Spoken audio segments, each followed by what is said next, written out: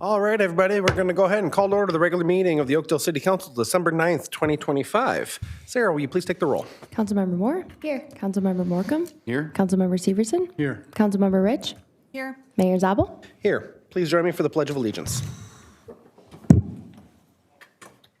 I pledge allegiance to the flag of the United States of America and to the republic for which it stands, one nation, under God, indivisible, with liberty and justice for all. All righty, last meeting of the year. We ready to get rolling? All right, let's start off with approval of the agenda. We have a slightly amended version in front of us tonight. Can I get a motion to approve the agenda as amended? So moved. There's a motion. Is there a second? Second. Motion and a second. All those in favor say aye. Aye. Opposed? And the agenda is adopted. First up tonight is our annual Truth and Taxation public hearing. This is an opportunity for the public to hear a brief run-through of our city's current tax status, our proposed budget for 2026, as well as an opportunity to ask questions. So we will begin with a presentation from our Finance Director, Ivan Stepanov, and then we will open the public hearing for comments from the audience. Ivan, welcome. Please kick things off. Thank you, Mayor. First of all, thank you for letting me run through this presentation. I hope we can put it on the screen already. And I wish I could tell you it's 5 slides or 10 slides, but it's about 40. It never is that short. Good thing is it is very similar to last year's, so hopefully you're familiar a bit. So here you go. Let me just give you a quick intro of what it is about. So per Minnesota statutes, cities with a population over 500 are required to hold a public meeting to discuss the budget and levy. The goal of the Truth and Taxation meeting is to enhance transparency and public engagement regarding property taxes. This Truth and Taxation meeting follows the approval of the proposed tax levy, which for Oakdale was at the September 9th City Council meeting at 7%. Increased from 2025, increased from 2025 and was used to generate the proposed tax statements that were delivered to taxpayers. The proposed levy, once set, can only decrease. So the levy has since decreased from 7% to 6.2% for this presentation and for Council's consideration. I encourage the public to go online for more details about this PowerPoint, the digital budget book, or contact Finance Department. Right? So finalized in November of 2024 by City Council to be incorporated immediately and going forward, the City of Oakdale's strategic plan starts with the mission to provide high-quality, reliable services and foster a safe, clean, and welcoming community. The city has identified 3 strategic directions. Please go to oakdalemn.gov for full details and the strategic plan document. Here are some common property tax terms, and I'd just like to highlight 4 of them. Market value is the value determined by the Washington County assessors, and what it is a usual selling price at the time of the assessment. Market value exclusion refers to homestead market value exclusion. And the exclusion is based on a formula to reduce the taxable market value of qualifying homestead properties. Pay value signifies the property values used on the proposed and final tax statements. 26 values are based on 25 assessors report from the county, Washington County. Median value residential property is a commonly used sample property for property taxes and their effects.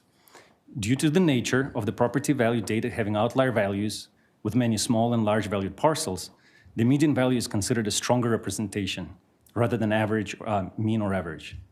So this value is included in the Washington County Assessors Report. Here's the general proposed tax timeline, and for City of Oakdale, proposed preliminary levy was set on September 9th.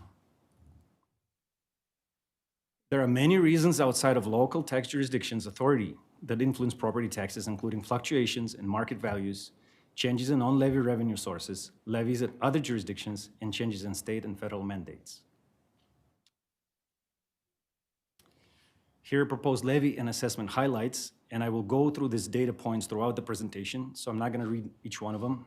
It's on the slide for the sake of this meeting. However, what I would like to highlight is that estimated city tax rate and the estimated median residential property value are calculations using the Washington County Tax Impact Worksheet. We can always come back if you need to highlight any specific data points. So 2026 budget highlights are also on the slide. I'm very happy to go through each one of them. However, in general, budgeted investments include investments in public safety, facilities, equipment, trails, open spaces, and parks, and support for our growing city. And that translates into either staff or infrastructure or equipment.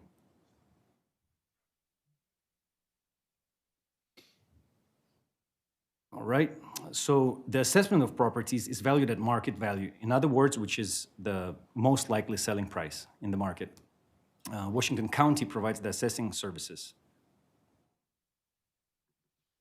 This table summarizes Oakdale's value by property type per the Washington County's assessor's report. Total value noted in the second column from the right is $4.3 billion. These are total values. Just a reminder, paid 2026 value was defined earlier. This is the value that's based on the 2025 assessor's report. So this represents a 3.8% increase from the prior year. New construction accounted for an increase of close to $152 million, and existing property increased $10 million, with residential type class driving the increase. Here's a comparison of Oakdale to Washington County and the comparison of the market value by property type. County has a higher concentration of residential and agricultural value, while Oakdale has apartments and commercial industrial properties. This is another comparison, this time of Oakdale 2026 values versus 2025. There have been only minor changes in this composition. This information is pulled from the assessor's report showing the percentage change in residential parcels by 5% increments. There are approximately 9,900 residential parcels in Oakdale. This is a similar graph to the prior slide, but this includes Washington County as well. Oakdale is in blue and has very similar results to Washington County in gray. This is a line graph trend of the median value residential property from 2008 to 2026, and it went from $222,900 to $346,200. Here's a comparison of the change in the median value of residential property from 2025 taxes to 2026 with other major Washington County cities. Overall, the market seems to be on the rise, in contrast to the previous year's decline. This is a heat map on the percentage change in the value of the median value residential property for 10 of the larger cities in Washington County. Oakdale is towards the middle in bold. Most recent 3 years, showing, if you look towards the right side of the slide, you will see a 9% increase from 22 to 23, 1.6% decrease from 23 to 24, and previous year's increase of 1.5%. This is another heat map. This time shows the last 10 years of changes in residential parcel counts. Oakdale in bold is in the middle again.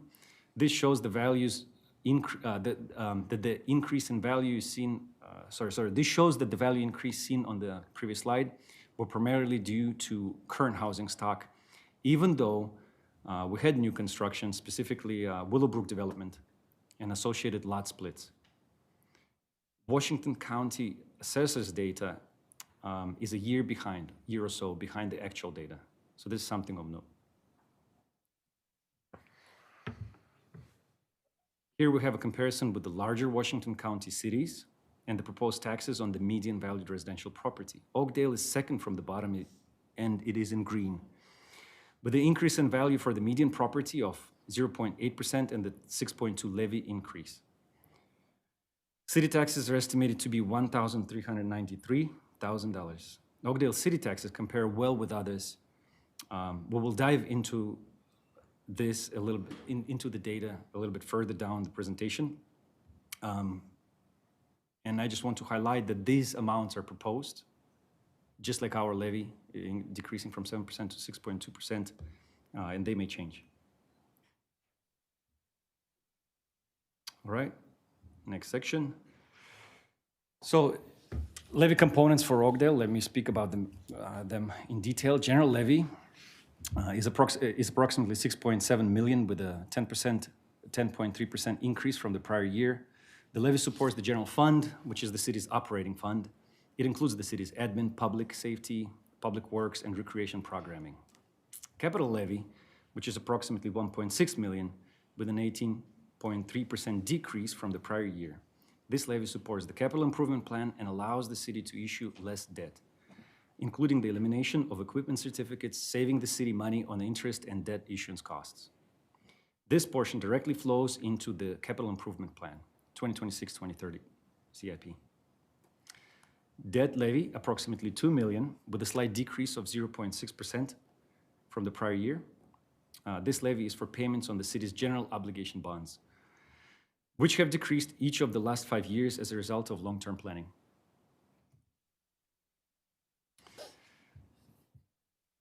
Budgeted general fund revenues, and not to be confused with the levy increase of 6.2%, just the numbers are very similar.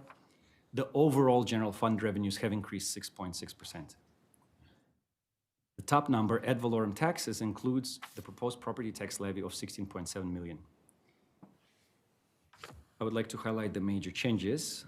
There's a decrease in permits due to anticipated development trends in 26. Increase in intergovernmental category is due to increase in police and fire state aid, and decrease in other financing sources primarily due to less use of fund balance. We have a balanced budget, so expenses are also up 6.6%. Expenditures, I'm sorry. Primary increases due to personnel costs, including police behavior health officer, HR assistant. Okay, so capital improvement plan levy. Let me just read the top bullet point. The city annually prepares a 5-year capital improvement plan and 10-year vehicle and equipment replacement plan. Collectively, they are the CIP, capital improvement plan. There are various types of sources that are used throughout the CIP. They're included in the bullet points. Vehicle and equipment is the largest portion of the levy, as mentioned previously. This decrease on the table of 6.3% is due to replacing equipment certificates, debt, and foregoing the interest and debt issuance cost on vehicle and equipment purchases. The other three components are street improvement at $95,000, park capital at $395,000, and municipal building $70,000. The percentage change is in the last column for each one of these. Capital improvement plan highlights. So we have over 89 million in capital expenditures planned for 2026. Significant projects are police building and city hall renovation, annual street reconstruction and overlay, police interceptors, park maintenance mowers, and utilities backhoe, drinking water settlement, sewer connections, and plant expansions. It is hard to see the numbers on this pie chart. Let me know if you would like to speak, or if you would like to know any specific number. I'm happy to highlight them.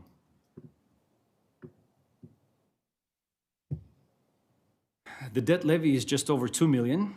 It is at its lowest level since 2017. It is shown in this bar graph. Slight decrease from previous years, last 2 years, but still, that's the lowest point we have been at. Council continues to take action reducing the debt levy through long-term planning, and that is the reason for this. Equipment certificates are no longer issued, as mentioned previously when I talked about BERF, along with looking to other sources of revenue, such as the local sales tax for the public works and police building projects, to keep this as low as possible. Here's a sample city tax calculation slide. Based on the levy, along with the updated median residential value, this is the city tax calculation, which is a sample for the median value residential property, comparing 25 and 26, 25 actuals, final numbers, and 26 estimated numbers. With a 6.2% levy increase, it is estimated that taxes will be $1,393, which you can see on the bottom right. It represents an increase of $36 or 2.7%, which equates to about $3 additional per month. Again, it's a sample. Taking the estimated annual tax of $1,393 over 12 months translates into $116 per month. And that $116 per month is allocated across the general fund, capital improvements, and debt service, including $33 for police, $19 for public works, $11 for debt service, and $9 for capital projects. Okay, next I'll take you through the truth in taxation statement. These notices were delivered in November to each taxpayer. The notices include parcel-specific proposed taxes by jurisdiction. An example is included on the right of this slide right here. I'll go through each section in the following slides. So the top right of the property tax statement, here we see, so the top line is the estimated market value of this property. This market value is reduced for any exclusions or deferrals, including the homestead exclusion. After exclusions or deferrals, we have the taxable market value. The class rate determined by state statutes is applied. The class in this example is residential homestead. This brings us to the property's tax capacity after you reduce it by that class. Residential homestead, for the sake of this example, is at a class rate 1%, and it is up to $500,000 of the value. This example closely mimics the median value of residential property we have been using in our examples earlier. The body of the tax statement shows the of the TNT notice shows the proposed taxes for each jurisdiction. These levies can be reduced but not increased prior to final approval. Here you will also see contact info, meeting, location, date, and time. Oakdale is the third box, or second box of the content. On the back of the proposed tax notices, we see supplemental information for the county, cities, and school districts in the county, which is presented with the certified levy for the current year, which is 25, proposed 26, and the percentage change. Oakdale is about, I have an arrow there, one halfway down the document, and it includes the proposed amounts, which was 7%, and has since been decreased to 6.2%. With those proposed taxes for the county, school district, and other districts, here we have the split of where each dollar of taxes paid goes. If you look at the split, you'll see about 40% to the school districts, 35% to the city, about 20% to the county, and the remaining 5% split amongst various jurisdictions. Okay, property tax relief programs. There are two primary relief programs, regular property tax refund and the special property tax refund. They are filed with personal taxes, and there are a number of qualifying factors for each one of them. At this point, I just want to say, please consult the state website listed here on the website, on the slide, for more information. Senior Citizen Property Tax Deferral Program is a state of Minnesota program. Again, there are certain qualifying factors to meet the program. Please consult the state website listed for further details. All right, so this is the last slide. Didn't feel like 40 slides. Time flies when you're having fun. Right. So these are the action items for today. Let me just read through them. We conduct our Truth in Taxation meeting, which we're doing. We're going to allow for public input and comments. And we will also consider resolutions that are in front of the council. 2026 property levy and general fund, capital projects fund, debt service fund, and enterprise funds budgets, CIP improvement plan, and authorizing fiscal year 26 projects. The last bullet point right there is the link to the city's digital budget book. The city's budget is completely online and includes in-depth details for each department within the general fund, debt service information, and the capital improvement plan.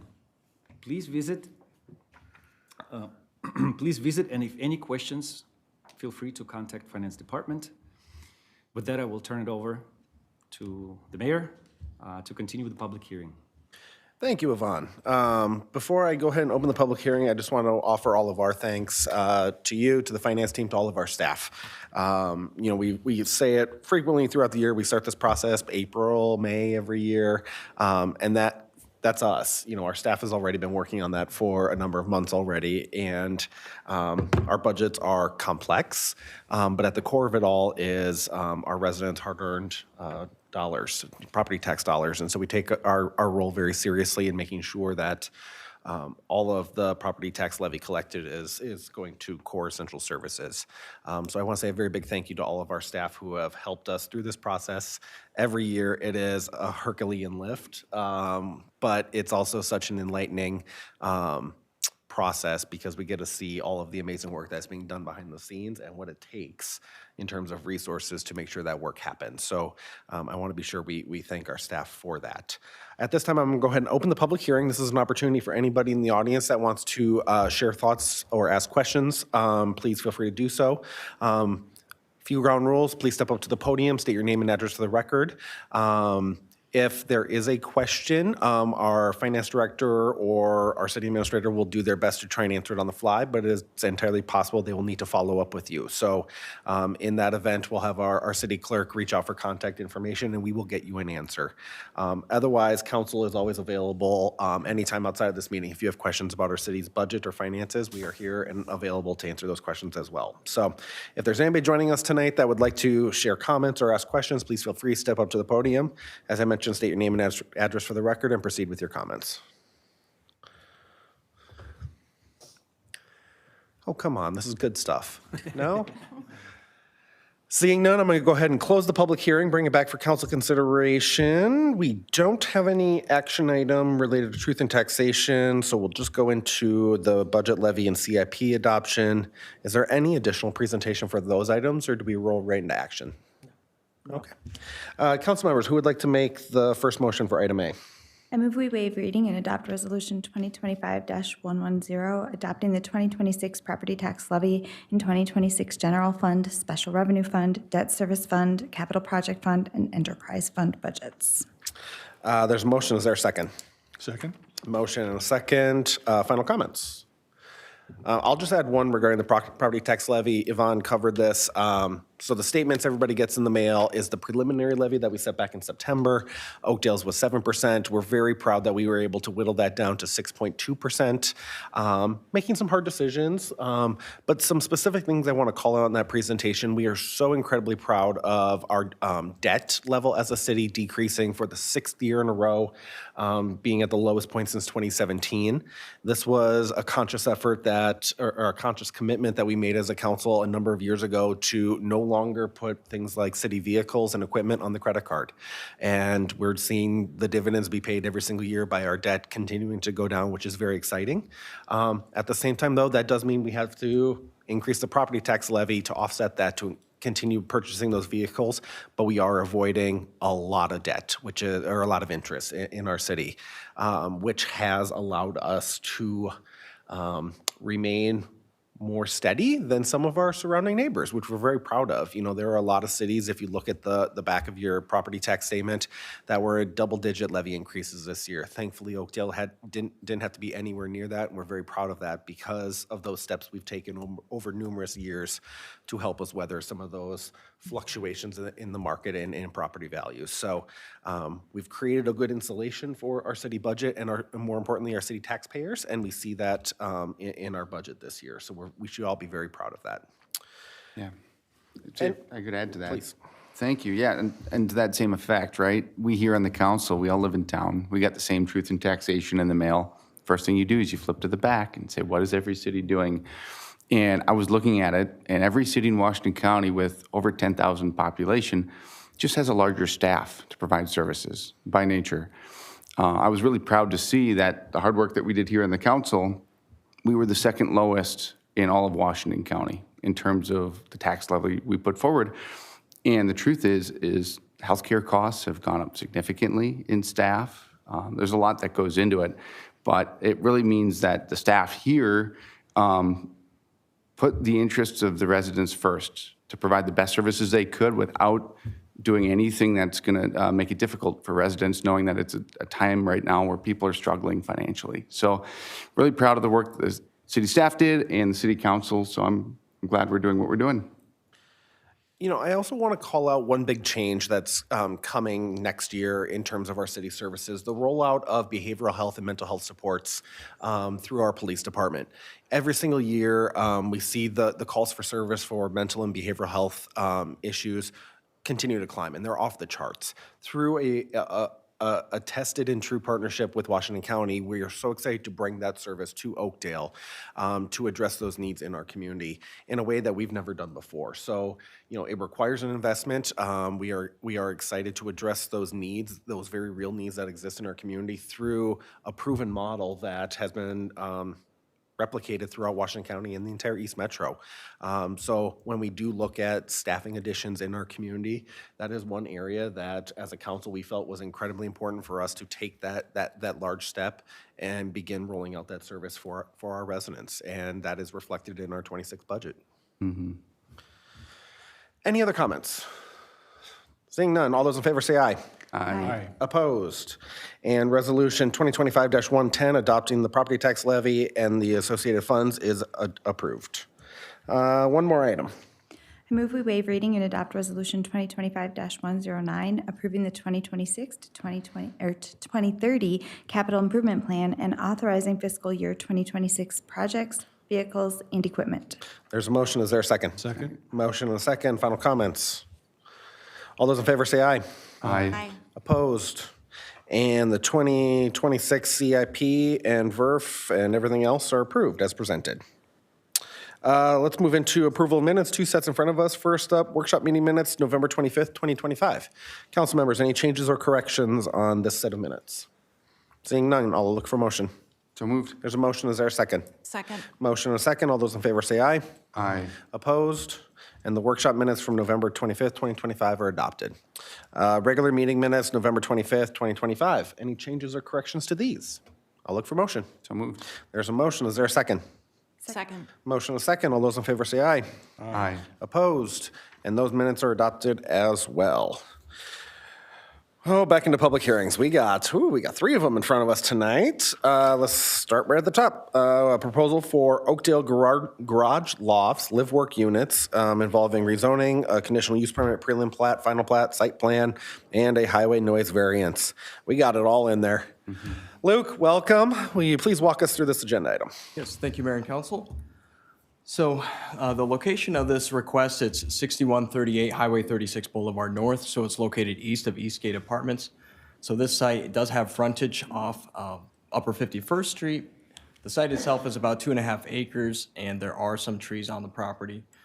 The developer is requesting several approvals to enable the development of 12 live-work units, and the definition of a live-work unit is that it is a dwelling unit in combination with a shop, office, studio, or related workspace within the same unit where the resident occupant both lives and works. So it's both it's a hybrid, a residential dwelling unit and a commercial element as well.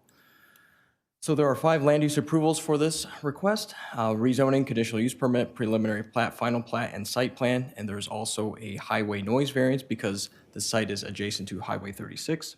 So you may recall back on July 8th of this year, the City Council approved a comprehensive plan amendment to re-guide this area, what we call the Glenbrook area, or a portion of it, to re-guide it from commercial to mixed use, consistent with the adopted Glenbrook small area plan. So that was a neighborhood plan that was completed by the city a few years back.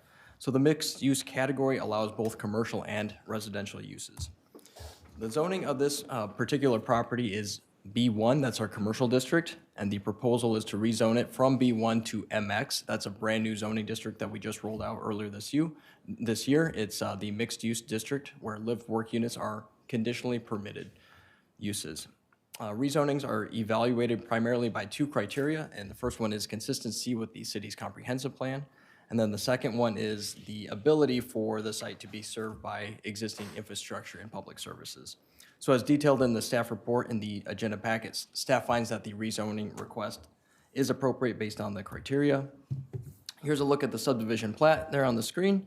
So the proposal is to replat this site and create 2 lots. So lot 1 is the northern site, the lot there, the larger one, and that would contain all 12 live-work units. And then outlot A would also be created here along Highway 36 for it would essentially be set aside for a future frontage road if one gets built along, paralleling Highway 36. And that is consistent with the Glenbrook Small Area Plan, which identifies the need for a frontage road through this area, and a future access is shown thereof within the outlot, and it would provide a hammerhead turnaround for vehicles to make proper movements throughout the area, or throughout this development. The outlot must be covered by an easement for future right-of-way. So as shown on the plat, a portion of the unimproved alley along the west side of the site, which is shown in orange there on the screen, that is proposed to be vacated, and the developer must submit a formal vacation request to do so. Also, as part of the platting and subdivision process, park dedication requirements is required. The live work unit aspect of this proposal requires a conditional use permit and is subject to 7 general review criteria.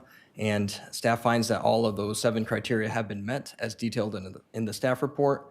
So additionally, live work units are subject to 3 specific criteria, which include the following. So the first one is no retail sales can occur on site. The second one is no commercial vehicles or equipment shall be stored outdoors. So everything has to be contained within the structures. And then the third one is that service or repair of motor vehicles shall be prohibited. So no auto body repairs, no oil changes occurring within these units. So staff is also recommending a few additional conditions to the conditional use permit, or the CUP, to help minimize impacts to the surrounding property. And I'll cover those in just a moment in the resolution. So moving on to some site plan details here. Again, access to the site is off Upper 51st Street. The fire department has reviewed the proposed private street and the site layout, and they find it acceptable. However, parking cannot occur within this private street because we want to ensure that vehicles can make proper maneuvers in and out of the site. As such, signage must be installed to prohibit parking along the private street, as well as the hammerhead turnaround and the trash collection area. Similarly, signage must also be posted to prohibit snow storage in the hammerhead turnaround and the trash collection area. In terms of parking, each garage and slash workspace is shown to accommodate multiple vehicles, so internally, including large trailers, other large vehicles there. Additionally, on the driveway, the exterior driveways, each unit would be able to accommodate a couple more vehicles. So the parking requirements of the city code have been met. Just looking into trees and the tree requirements of the city, due to the presence of some trees on the property, the applicant must provide a tree preservation plan in accordance with our zoning regulations. A preliminary landscaping plan, as you can see on the screen, has been provided, but the landscaping plan must be updated to include additional vegetation, additional screening along the portions of the site that are adjacent to residential properties. So here are the draft floor plans. So the left-hand image shows the garage workspace, which is approximately 1,700 square feet, and then the right-hand image shows the living area, which is approximately 1,400 square feet.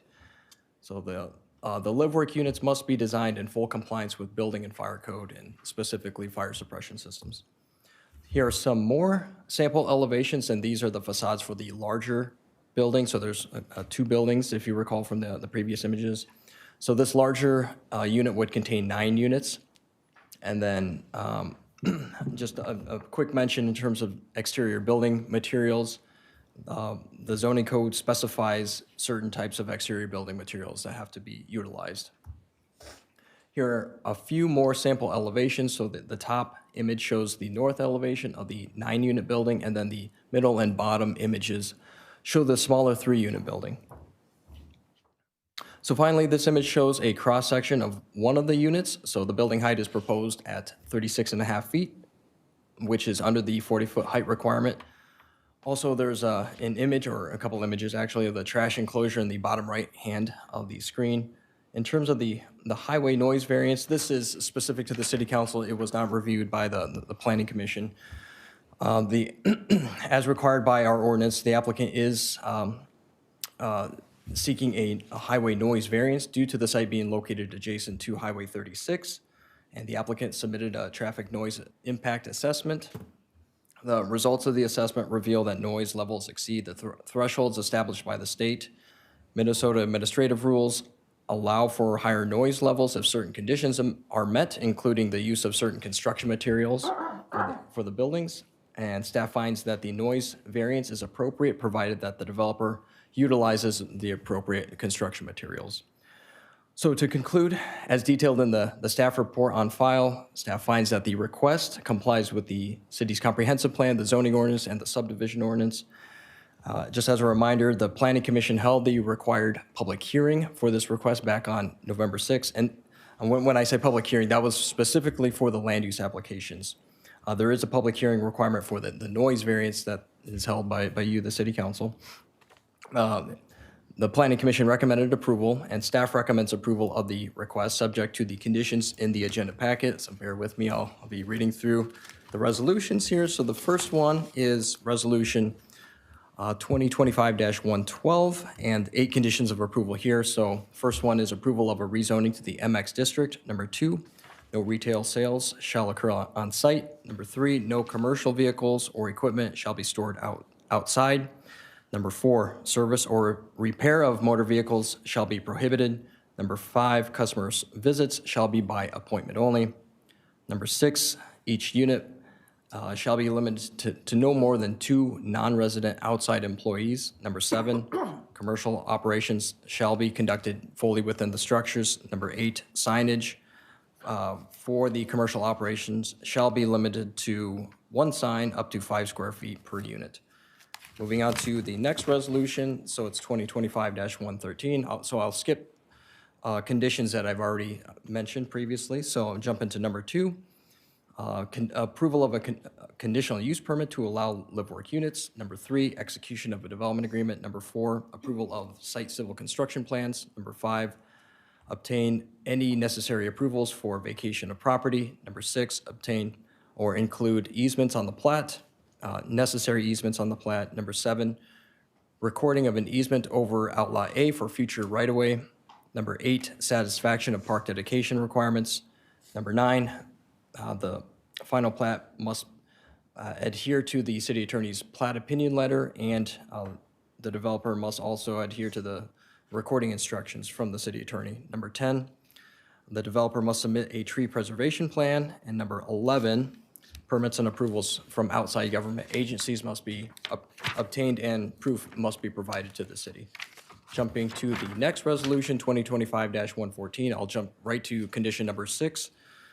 So approval must be obtained from the fire department for proposed hydrants and fire department connections. Number 7, provide details on rooftop, ground mechanical equipment and screening. Number 8, and the applicant actually has already done this one, enlarge the trash collection area to 2 dimensions that are acceptable to the city engineer for vehicle turning movements. Number 9, submit a photometric plan. Number 10, adhere to exterior building material requirements of the zoning code. Number 11, install signage to prohibit parking along the street, the turnaround, and the trash collection area. Number 12, install signage to prohibit snow storage in the turnaround area and trash collection.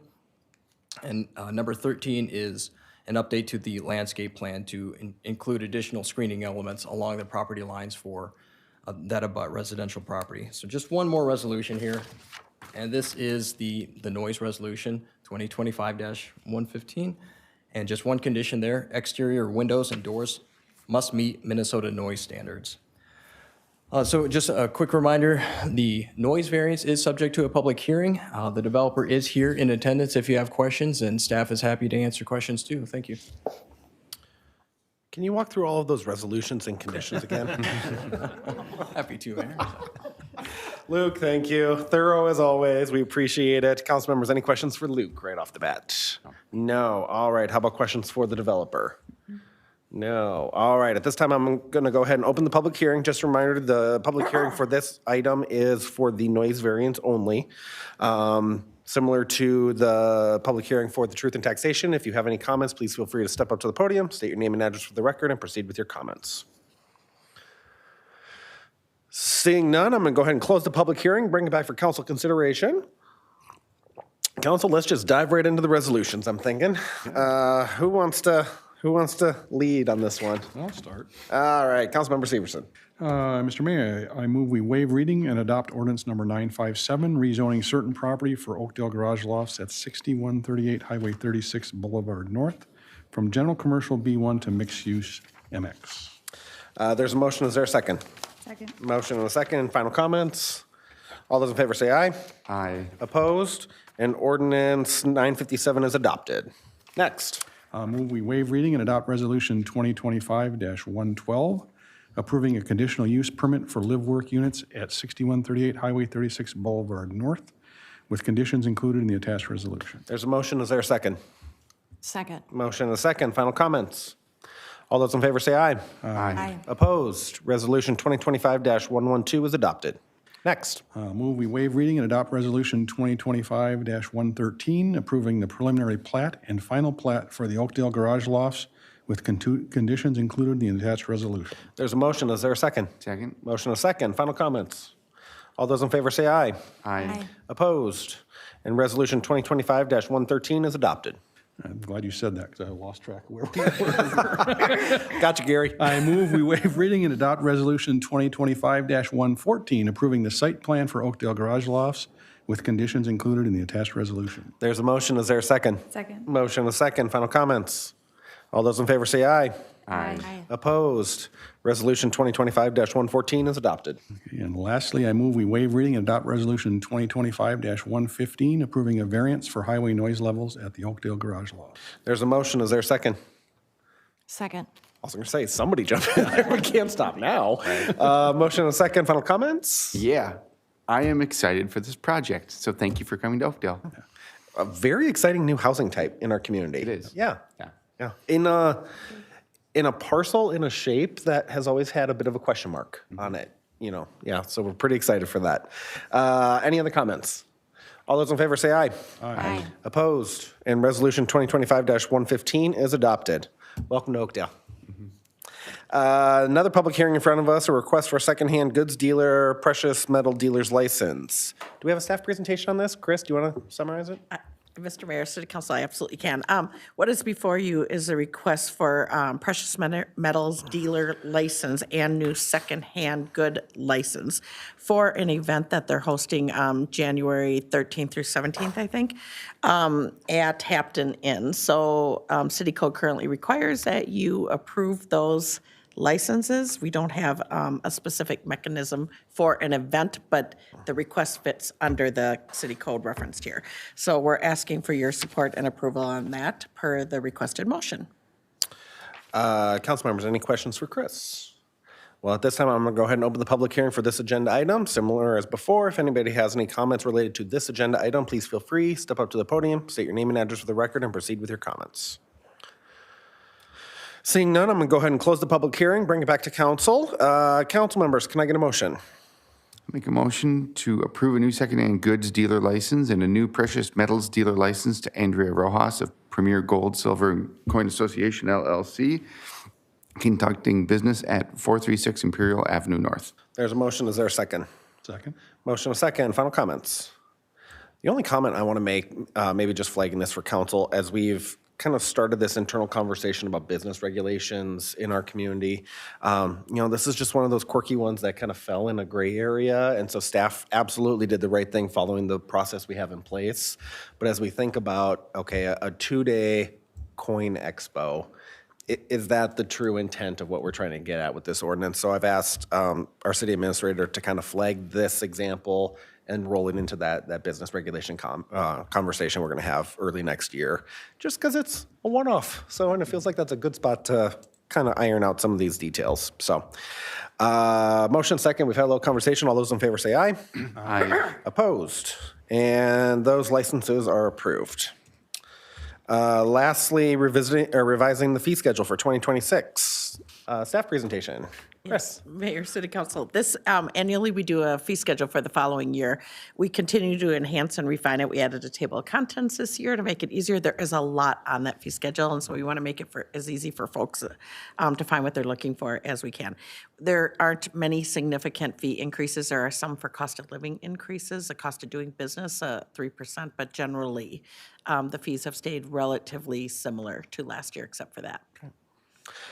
Council members, any questions for Chris? All right, at this time, I'm going to go ahead and open this public hearing. Same rules as before. If you'd like to speak to this agenda item, please feel free. Step up to the podium, state your name and address for the record, and proceed with your comments. Whoa, slow down, everybody. Whew. All right, I'm going to go ahead and close the public hearing, bring it back for council consideration. Two actions in front of us tonight. Who would like to make the first motion? I move we waive reading and adopt ordinance number 955, revising the fee schedule for 2026. There's a motion. Is there a second? Second? Motion a second. Final comments. All those in favor say aye. Aye. Opposed? And ordinance 955 is adopted. Next one. I move we waive reading and adopt resolution 2025-107, authorizing publication of ordinance number 955 by title and summary. There's a motion. Is there a second? Second. Motion a second. Final comments. All those in favor say aye. Aye. Opposed? And resolution 2025-107 is adopted. Whew, that's a lot of public hearings. Made it to open forum. Open for, usually that's in the first 2 minutes. Yeah. Here we are, 45 minutes in. We'll get there. We're at open forum. Before we open up the floor to any comments of anything that's on anybody's mind, we have two things that I want to cover. First off, a proclamation recognizing National Law Enforcement Appreciation Day in the city of Oakdale. Whereas in 2015, partnering organizations in support of law enforcement officers nationwide established January 9th as National Law Enforcement Appreciation Day. And whereas law enforcement officers of every rank and file have chosen a profession that puts their life on the line every day for our communities. And whereas these officers have answered a call to public service that is demanding and often unappreciated. And whereas law enforcement officers play an integral part in society by protecting and serving. And whereas on National Law Enforcement Appreciation Day, residents have the opportunity to thank them for their service and offer a token of respect. And whereas all residents are called upon to take time not only on January 9th, but throughout the entire month of January to show support of law enforcement officers. Therefore, I, Kevin Zabel, Mayor of Oakdale, Minnesota, do hereby proclaim January 9th as Law Enforcement Appreciation Day in the city of Oakdale. I know I speak for all of my colleagues and all of our residents when we offer our deep appreciation to our Oakdale PD. Absolutely some of the finest men and women around, especially in the profession. They do an incredible job every single day in uncertain, to say the least, circumstances. So Chief Newton, please extend our deep appreciation to your entire department for everything they do in our community. Thank you. Thanks, Larry. Somebody's got to get the applause started. We appreciate that. We also have an announcement announcing our 2025 Volunteer of the Year. City Council, we swung out and we went into the field for this announcement, which was pretty cool. Each year, the city recognizes a volunteer in our community or group that goes above and beyond in supporting our community and doing absolutely outstanding work to enhance the quality of life in our community. This year, we were so excited to stop out at the intersection of Hadley Avenue and Stillwater Boulevard and recognize Oakdale Santa as our 2025 Volunteer of the Year. Santa has been stopping at that intersection in Oakdale for more than 35 years. Each year, hundreds and hundreds and hundreds of families stop out, take pictures with Santa. Kids share their wish list with him. Truly a focal point of civic pride in our community. We are so deeply appreciative to Santa for everything he does and all of his elves do in decorating that beautiful fence line, being out there in all kinds of weather and conditions, and just spreading so much holiday joy in our community. So we were truly honored to go out there and recognize Santa for literally decades of volunteerism in our community. So congratulations, Oakdale Santa. We're still under open forum. This is open mic night. Anybody who has anything on their mind, regardless of what the topic is, if you'd like to chat with council, please feel free to step up to the podium. Similar rules as before, name and address for the record, and share whatever is on your mind. Seeing none, all right, we'll move into consensus motions, whole bunch of them tonight. Council members, we have A through O in front of us. I'm just waiting for that day when we get to like double A, you know? It's gonna happen, yep. A through O in front of us. For anybody that's watching, consensus motions tend to be non-controversial items that don't require individual consideration or debates, but we do offer council members the opportunity to pull any of them for individual consideration if they so choose. Council members, do we have any of those in front of us tonight? Yeah, I'd like to pull consensus motion O for a few comments. Sure, all right. Council members, can I get a motion to approve A through N as presented? So moved. There's a motion, is there a second? Second. Motion and a second, all those in favor say aye. Aye. Opposed? A through N are approved as presented. Councilmember Morcom, item O. Why don't you give us a quick summary and what you want to talk about? Yeah, Item O is the hiring of our ice rink attendants in the city of Oakdale. And this is near and dear to my heart because my kids have applied for and taken this role before. But I think it's really impressive that so many young adults, it's their first chance to interview for a job. It's the first chance to serve in local government. And it's really cool to see the energy that they bring to it. In fact, we've got one of these people here tonight that drove through a snowstorm just to be here on the day that he was hired officially for the city. And I love that energy. I love that commitment. So I just want to say thank you to all of these people that are coming here to join the ranks at the city of Oakdale. Welcome. And this is usually the start of something that can grow into something so much more as you grow with your work in the city. So thank you. And you get a vote on it this year. 'cause I do. how many It's kids not one of my apply for the job? kiddos. No conflicts of interest. Right. Would you like to make the motion? I would love to make a motion to approve consensus motion O. As presented. As presented. There's a motion. Is there a second? Second. Motion and a second. All those in favor say aye. Aye. Opposed? And all of those ice rink attendants are hired, and we're actually going to have ice this year, which is pretty exciting. I think Yeah. the high on Saturday is 0. So, yeah, it's always nice when we can get those rinks opened and get people skating on them. Let's check in with our advisory boards and commissions. None of them met. So we will move into award a bid. Nothing there tonight. So we will move into staff reports, community development. Luke, come on down. So thank you, Mayor and Council. No presentation for this one, so I'll keep it brief. So this request, the conditional use permit at 7684 Stillwater Way, it's a proposal for an oversized additional garage at the address I just noted. The garage would have 2 floors with a gross floor area of approximately 2,100 square feet, and the parcel is about 1 acre in size. There is an existing attached garage on the property. And second garages and oversized accessory buildings are allowed through our conditional use permit process. The Planning Commission held the required public hearing for this request back on November 6. Several neighbors did speak in opposition to this request, noting concerns about height, size of the structure, proximity of the site, or proximity of the garage, proposed garage to existing solar panels, and potential commercial uses there within the proposed structure. The Planning Commission did recommend approval of the request. So as detailed in the staff report on file, staff finds that the request can meet the ordinance requirements subject to certain conditions, so staff recommends approval. And we'll jump to the resolution, which is 2025-108, so 7 conditions of approval here. The first one is that the structure shall meet setback and height requirements. It shall not exceed 2,100 square feet in gross floor area. The structure shall not be used as a dwelling unit. Garage doors shall not exceed 10 feet in height. A building permit must be obtained for the use, removal of any existing temporary accessory structures on site, and finally, no commercial activities shall occur within the structure. Happy to answer questions. Council members, any questions for Luke? Yeah, I had a question. Councilmember Morcom. I'm curious, and not necessarily particular to this application, but just in general, I think garage businesses are becoming more of a popular thing. And I know people have started their businesses in their garages before. So when we put a condition like this on an additional building, what happens if someone's found in violation? So, Councilmember, if it's very difficult, in terms of essentially launching an investigation to see if there's business being operated out of within a structure, but we would follow our code enforcement procedures. We would consult with the city attorney's office to see if we would have to revoke the conditional use permit, see if there's any other type of enforcement activities that the city would pursue. Sure, and yeah, it's one of those things that it's difficult, right? Because I've heard in my years on the council of complaints of someone running, say, a car repair business out of their house, and they see a lot of cars coming at all hours of the night, but you're not necessarily going to knock down a structure when someone violates their use, so. I think that's where the fine structure comes into play.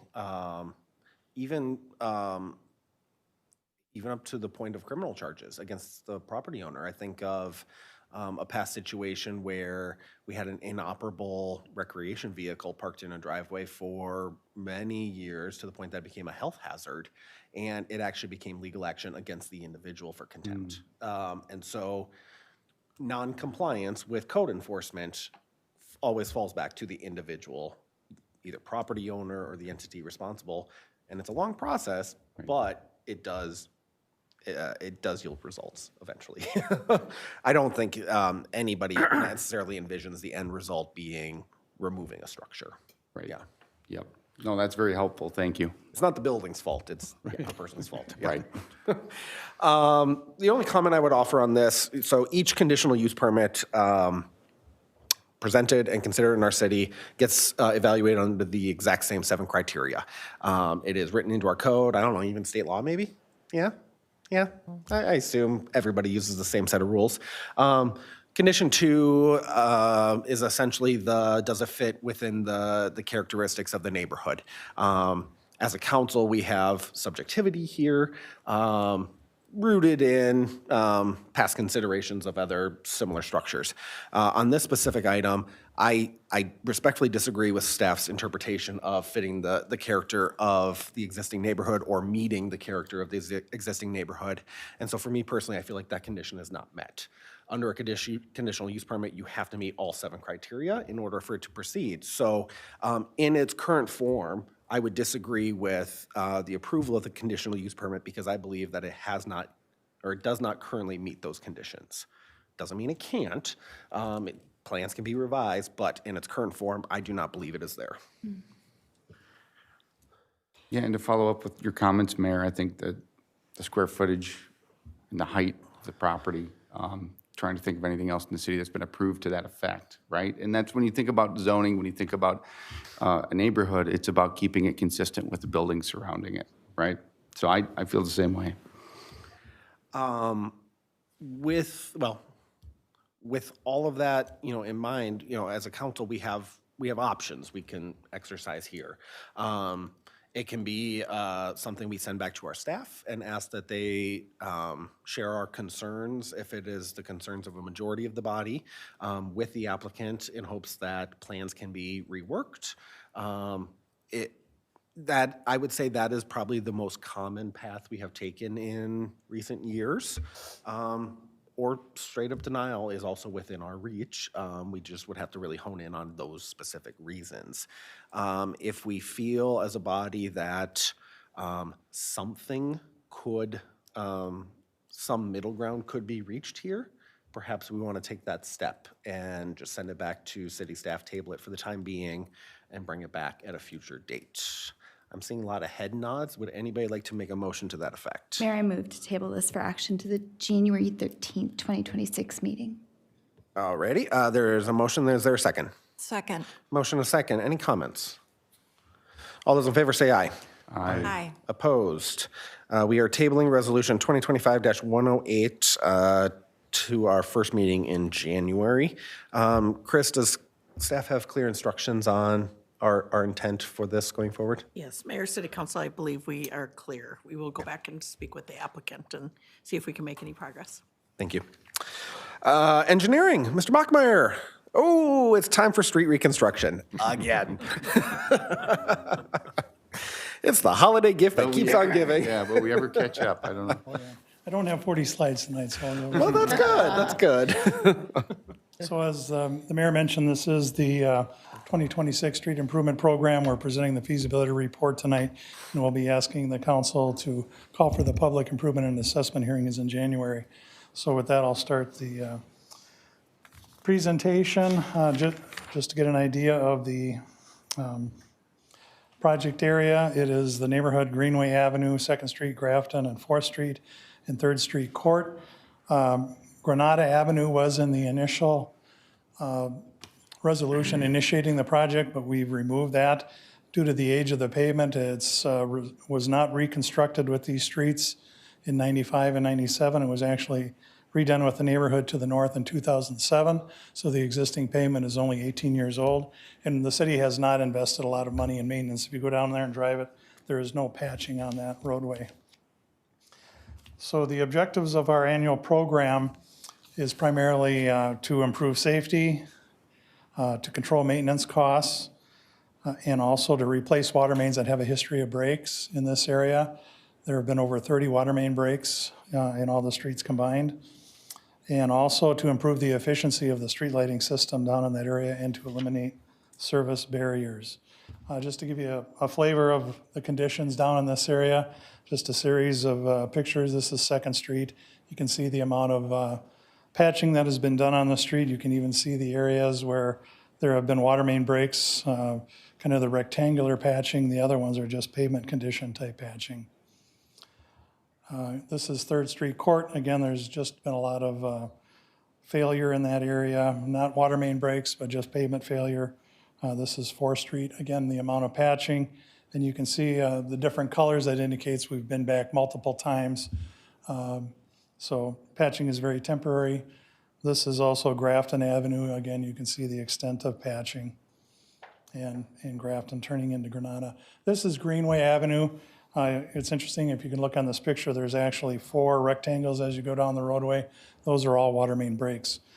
Greenway Avenue is a collector street. It was overlaid in 2012, but the pavement conditions are such that it should be reconstructed along with the balance of the project. The proposed improvements that we have in the feasibility report include the removal and replacement of the asphalt, removal and placement of the curb and gutter in those areas, replacement of the water main on 2nd, Grafton, 4th, and Greenway Avenue. We're going to be looking at sanitary sewer sealing based on televising that will be done for any spot repairs that may need to be done. Also, we'll be televising the storm sewer system to identify any areas that may need to be patched. We also will be, as part of the design that you'll be seeing in February, having to do surface water improvements to meet the Ramsey-Washington Watershed District water quality requirements. That'll be part of the project. As part of the improvements, there will be some trees that will need to be removed. We've talked previously about the trees that will need to be removed along Greenway Avenue for the sidewalk. There's approximately 15 for the sidewalk. There's 8 on the east side of the road for where they're too close to the water services or the curb to be salvaged. And then on Grafton, 2nd, 3rd, and 4th, there's 27 trees that are going to need to be removed for similar reasons. 10 of those are ash trees.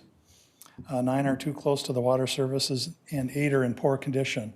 I've actually had a couple of property owners call since we had our neighborhood meeting asking if we were going to be removing this particular tree that they wanted to have removed.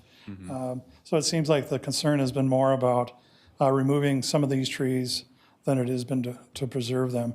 We do offer replacements for those trees that we do remove. That's part of our program. We'll also be replacing the streetlights with LED fixtures. Council is aware that we will be installing a sidewalk along the the west side of Greenway Avenue from Hudson Boulevard up to 7th Street. Also, we'll be evaluating the street signing and replacing where necessary. We're also coordinating with the private utilities, Xcel Gas, Electric, Comcast, and Lumen for any utilities that need to be replaced as part of their systems. This is the neighborhood area that we're doing, and so you can see Greenway Avenue, and the sidewalk is identified along there, 2nd, Grafton, and 4th, and 3rd Street Court. And you can see the street lights that are going to be replaced in those areas where we're replacing the water main.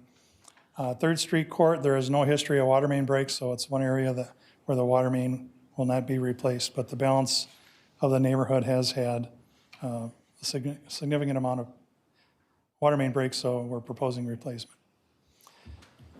The process, we did hold a neighborhood meeting on November 5th. We're presenting the report tonight, and if the council accepts the report, we'll be asking to call for the public improvement and assessment hearings on January 27th. We're also looking to have the plans back to you for approval in March and award the contract in April so that the contractor can start in May and complete by September. The project financing, the first column I have here is what was reflected in the CIP, and the column on the right is now the revised CIP, the feasibility estimate. It was a little bit higher, about 5% more, and I will say we did back out the Greenway Avenue improvements in that CIP column, so it is an apples to apples comparison. But generally, the feasibility report, it uses unit prices based on the average of all the bidders of projects, where the CIP uses the average of the low bid. Generally, that's why you see a difference between the two. The assessments are $910,000. The CIP had estimated $815,000. The difference really is the CIP estimates about 70% of the frontage is accessible, but in this particular case, there were only 5 of the 26 corner lots that were not accessible. So it was a very low percentage of non-accessible frontage. There was no open space, there was no park areas adjacent to the street projects. So as a result, there was just more accessible frontage. The assessment rate that we used was the same, was a uniform application, so there's no change there. The other funding that changed was the surface water management. We went from $120,000 to $300,000. Again, that reflects the additional water quality improvements from the Ramsey Washington Watershed District. That will be part of the plan. But the balance of the funding sources are consistent with what was reflected in the CIP. This was just a map just kind of showing the lots. We use the frontage. We call it the adjusted frontage. We measure the width of the lot at the building setback line. That's consistent with the city code that identifies lot width in the zoning code at the building setback line. We cap the width at 80 feet for single-family residential. And then for corner lots, they don't get assessed twice. They only get assessed for one side or the other, depending upon where their driveway is and if they were previously assessed for the other frontage. So we do take that all in consideration. The commercial lot, we don't have a minimum lot size for commercial property, but what we look at is our appraiser had indicated you cannot assess more than 10% of the land value. And in this particular case, there was one single-family lot, that low voltage, down on the corner of Greenway and Hudson Boulevard. Their frontage was capped to the 10% of the land value, so that is reflected in the assessment roll. And these were the resulting assessments. Most of the lots along Greenway Avenue are 70 feet in width, and some of the other lots are capped at 80 feet on the loop. The council action we are requesting tonight is for the council to accept the feasibility report, to call for the preparation of plans and specifications, also call for the improvement and assessment hearings on January 27th. We also have in here the plans and specifications for the overlay project. We like to do these two projects together as one project if possible. With that, I'd stand for any questions the council may have. Council members, any questions for Brian? Seeing none, let's dive right into the recommendation. All right, make a motion. Taking the long one? It's the long one, it's true. I'm channeling Jake here. All right. Make a motion to waive reading and adopt Resolution 2025-111, accepting the feasibility report for city project R 2026-01, 2026 street reconstruction, authorizing the preparation of plans and specifications for city projects R 2026-01 and R 2026-02, declaring the cost to be assessed and ordering preparation of proposed assessment roll, and establishing a public improvement and assessment hearing for January 27th, 2026 at 7 p.m. or as soon afterwards as possible. That wasn't very Jake-like. You got it all right. Right. Right? Not even here, and I'm still ragging on him. You need oxygen? There is a motion. Is there a second? I'll second that one. All right, motion a second. Final comments? All those in favor say aye. Aye. Opposed? And Resolution 2025-111 and subsequent actions are authorized. All right, I will make a motion here to authorize the mayor and city administrator to enter into service contracts with SEH to prepare the plans and specifications for city projects R 2026-01 and R 2026-02 in the amount of $203,400 and $52,700 respectively. There's a motion. Is there a second? Second. Motion and a second. Final comments? All those in favor say aye. Aye. Opposed? And that authorization is given. Whew. Last half page of the 4-page agenda. We can do this, folks. Jim, I hope you got nothing for us. Don't mess with Mr. us. Mayor and Council, nothing I could possibly say could exceed your excitement over considering the feasibility report for the 26. So I'll be happy to answer any questions, though. I look forward to that report every year. Yeah. I can tell. Any questions for Jim? No? All right, let's check in with our city administrator. Chris, you got one item? Mayor and Council, thank you for making a long night fun. I appreciate that. What choice did we have? Yeah, right. Make the best of it. That's great. Don Tyson, owner's rep, is going to go through this request for the City Hall Police Project. Thanks, Chris. Evening, Council, Mayor. Once again, I'm Don Tyson, the owner's representative for the police expansion and City Hall remodel projects. The agenda tonight we're going to go through, you see the topics there, a little bit of background, the project schedule, bidding process, pre-qualified request for applications, and then your City Council approval recommendation, and certainly be here for questions.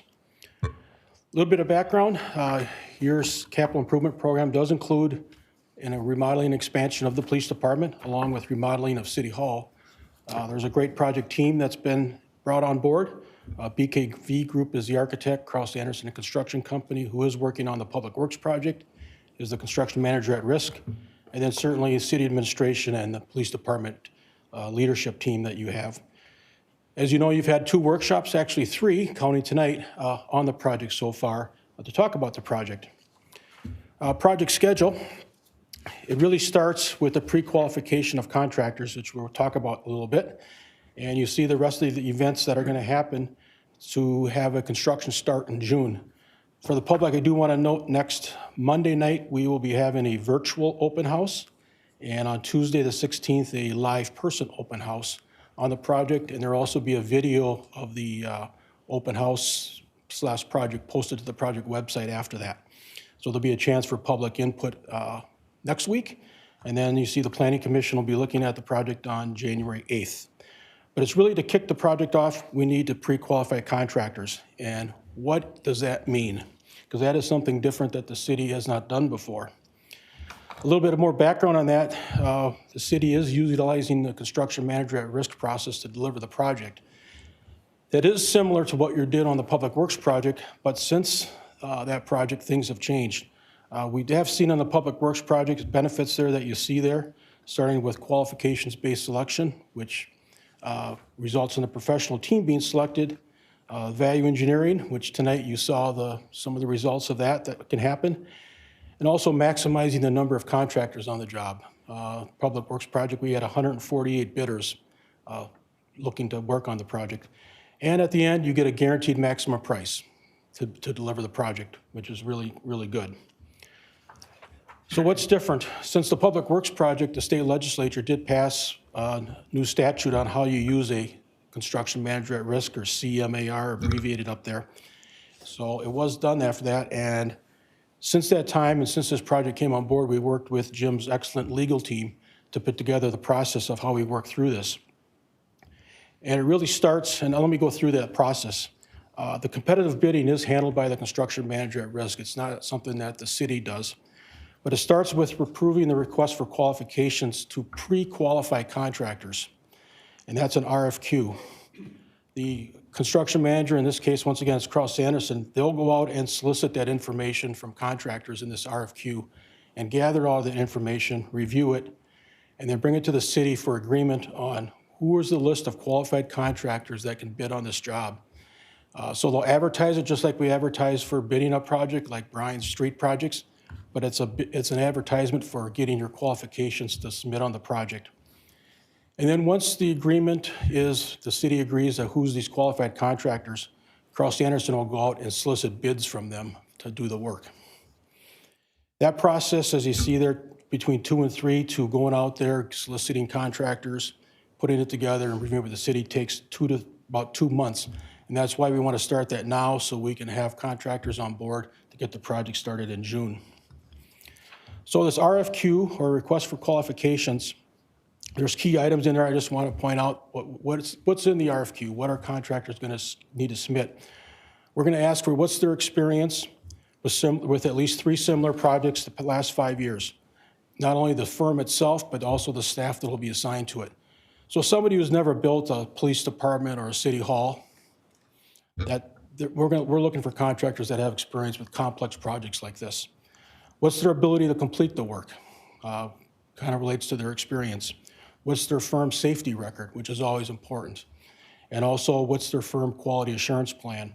So that kind of gives you, there's more than this, but that's kind of the highlights of what we'll ask for from these firms to qualify them in order to bid on the work. So with your approval tonight, and our recommendation is you do approve the subcontractor request for qualifications for the City of Oakdale Police Expansion and City Hall Remodel project dated December 11th, 2025. That date is not today. That date is the date that Kraus Anderson will issue it and go on the street with this. So that's, I believe, Thursday? So, okay. Anybody have any questions for Don? Seeing none. Chris, is there anything you would like to add?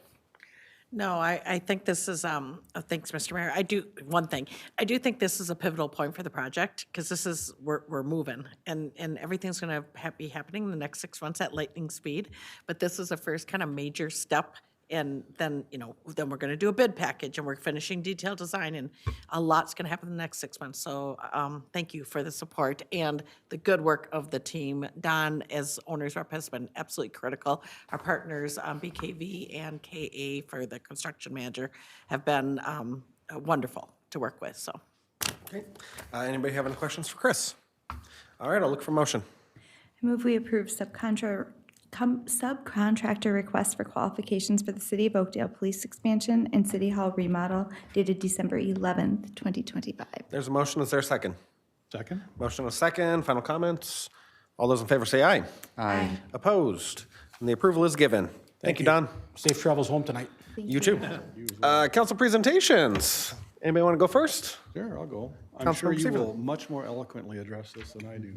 But the city tree lighting event last week was a wonderful event. It was great. A little chilly, but A little chilly, but Minnesota we had winter. a big bonfire. Big fire. Santa Claus was there. It was awesome. anything else, Gary? Nope, that's it. Andy, well, we're looking this way. What do you got? Yeah, no, I've got a couple things. One is I just want to issue a correction from the last meeting. I gave an update under the Parks and Rec Commission meeting talking about recycling in our parks. And I learned after the fact that, in fact, we do have separate recycling bins for a reason, because recyclables need to go in there. So it's something we'll bring up to the next Parks and Rec Commission to make sure that we're getting more of those out to the parks. But I just wanted to set the record straight, and please recycle whenever you can. Oakdale appreciates it. Thank you for that. Yep, and then one other thing is, man, I'm sitting here right now watching plow trucks go back and forth. Thank you to the streets team and Public Works. It's a busy night, so we appreciate you. And early in the season. Right. I mean, I think I saw on the news yesterday, we've had the same amount of snow to date as it took until like mid-January last year, which is Wow. either we've been spoiled in previous years or we're just back to normal now. Who can tell? So how about down here? Councilmember Rich, Councilmember Moore, what do we got? Well, as this is the last meeting of the season and I'm new on board, I sincerely thank all of the city staff that have welcomed me and taught me, and the council as well. So thank you very much. Wonderful. Thank you. Councilmember Moore, anything? Having lived in Tennessee for 12 years and moving back to Minnesota, yes, the snow, like I just keep watching the lights go back and forth out there.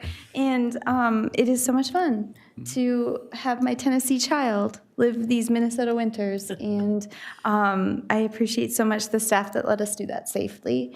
And also to that, I think at the tree lighting ceremony, I was working as welcome committee of one out in the parking lot. And as people were walking up, they were seeing me and I was telling them where to go. And I thought it was so much fun because two different families had to turn around and go back the other way through the parking lot because their children saw the giant snow mountain in the backside of the parking lot.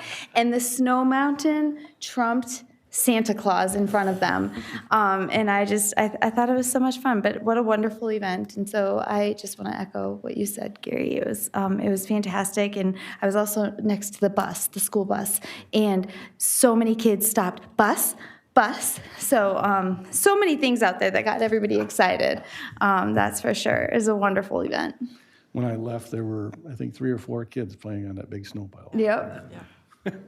Yep. Which we do not encourage for liability reasons. Not the place, not the place. Yeah. No, I would echo all of those comments. Anytime we come up with a new crazy idea for a brand new event in our city, we never quite know how it's going to go. Our staff absolutely knocked it out of the Yes, they park. did. Everything we could have ever hoped and dreamed. Already thinking about ideas for next year.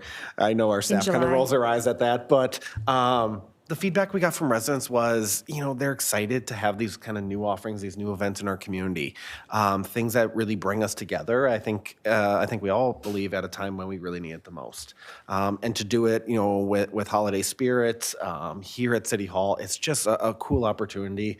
Weather be damned sometimes, but to come out and just be with one another, which was really nice. So a big thank you to all of our city staff for absolutely incredible work on that event. Thank you to all of our residents that came out for that. We can't wait to do it again next year. We'll figure it out with construction. We'll figure it out. Another announcement, stop by the Discovery Center this Saturday, December 13th. We have the Oakdale Indoor Market going on, 9 a.m. to 1 p.m. Dozens of vendors out there. So if you're looking for some holiday gifts or some sweet treats or just want to do some shopping for yourself, this is a great opportunity to shop local with some of our local vendors at our beautiful Nature Preserve and Discovery Center Saturday morning. Santa's Magical Red Mailboxes are back here at City Hall and the Discovery Center. If you would like to help your little ones write a letter to Santa and drop it in one of these red mailboxes, we ask that you do it by December 15th. If you include the child's full name, age, and address with each letter, I bet Santa will write a letter back. So we hope you can take advantage of that as well. Don mentioned it. We're going to have 2 open houses next week, one virtual, one in person, giving our residents an opportunity to learn more about the proposed police expansion and City Hall remodeling project. The virtual one will be Monday, December 15th from 6 to 7 p.m. In person will be right here at City Hall on Tuesday, December 16th from 5 to 6:30 p.m. Great opportunity to provide feedback as we go through what will be a generational investment in our police department and our City Hall here, which, as we all know, is the public's building. So we definitely want our residents to come out and share their thoughts and ideas for what those buildings can be. All details available on oakdalemn.gov, and we will promote or push out the video of the virtual open house on our social media following the event, or you can find it on our YouTube. One of our absolute favorite events of the year, Winter Wonderland, is coming up on Saturday, December 20th from 9 a.m. to 1 p.m. at the Discovery Center. By far one of our most popular events, even if it's rainy and warm and there's no snow. 1,000+ people come out. It's a tremendous event every single year. We could not do it without the partnership from the Oakdale Area Chamber of Commerce, all of their members, volunteering, sponsoring all of the food and the beverage and the activities within that. Also, a huge thank you to our recreation department. They do amazing work with it as well. Amongst the activities, horse-drawn hay rides. We'll have a petting zoo, bonfire with s'mores, breakfast, holiday face painting, visit with Santa, candy cane hunt, and more. Are we doing lunch again this year? Hot dogs? Yeah. The chamber is, yeah. I'm looking at Larry because you're here and you're with the chamber. Yeah, usually we do breakfast and lunch, don't we? Hot dogs? Yeah. I think I saw that they were going to do. We're going to say yes and hope for the best. Yeah. Perfect. Yeah, well, it just says breakfast. I'm like, well, wait a minute. That's where I get two meals that day. We hope everybody can join us. Such a great partnership with the Chamber and an event for our community right before the holidays. Finally, as we kick things off 1.5 hours ago, I mentioned this is our last meeting of the year. So on behalf of everybody here at the city, we want to wish everybody a safe and happy and healthy holiday season. It's going to keep snowing. We know that. Please be safe out there.